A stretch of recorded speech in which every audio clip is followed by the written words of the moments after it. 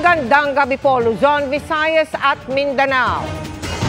Huli cam ang paggamit ng cellphone habang nagmamaneho ang isang bus driver na ayon sa kanyang pasahero ay naglalaro ng mobile game. Depensa ng driver, nagbukas lamang siya ng app pampawala umano ng antok pero hindi siya naglalaro. Handa rin daw siyang humarap sa investigasyon ng LTFRB, lalo't ipinagbabawal sa batas ang distracted driving. At nakatutok si Joseph Morong.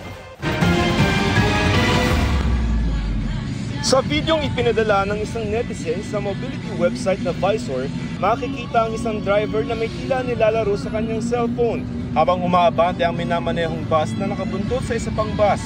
Nang matuntun ko ang bus driver sa video, inamin niyang ginamit nga niya ang kanyang cellphone habang nagmamaneho pero hindi raw siya naglalaro.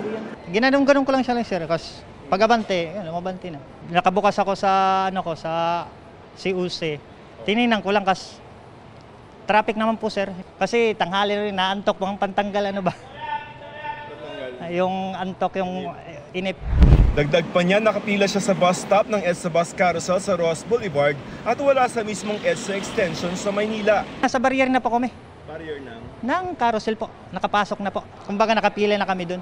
Ayon sa LTFRB, posible maharap sa kasong paglabag sa Anti-Distracted Driving Act ang driver. Ang kumpanya naman ng bus ay maaari ring panagutin. Maglalabas din ng LTFRB ng show cause order sa driver at sa kumpanya ng bus. Bawal gumamit ng cellphone habang nagmamaneho. For the bus company naman po, for employing an employee who is negligent, the franchise can be suspended. May suspension ng lisensya. Harapin ko na lang po sir yung Mali ko naman talaga sir.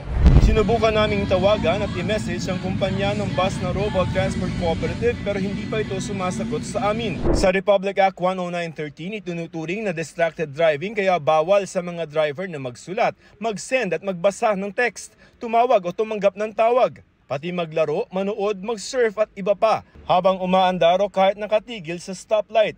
Hindi naman distracted driving kung hands-free o ginagamitan ng speakerphone, earphone o mikropono basta hindi makasasagabal ang cellphone sa line of sight ng driver o view habang nagmamaneho. Exempted sa patakaran ng mga emergency call o kung nagmamaneho ng emergency vehicle tulad ng ambulansya at fire truck habang gumagawa ng emergency assistance. Ang mga mapapatunayang lumabag ay maaaring pagmultahin ng mula 5,000 piso hanggang 20,000 piso. Maaari ring masuspindi o bawiin ang driver's license. Para sa GMA Integrated News, Joseph Morong, nakatutok 24 oras.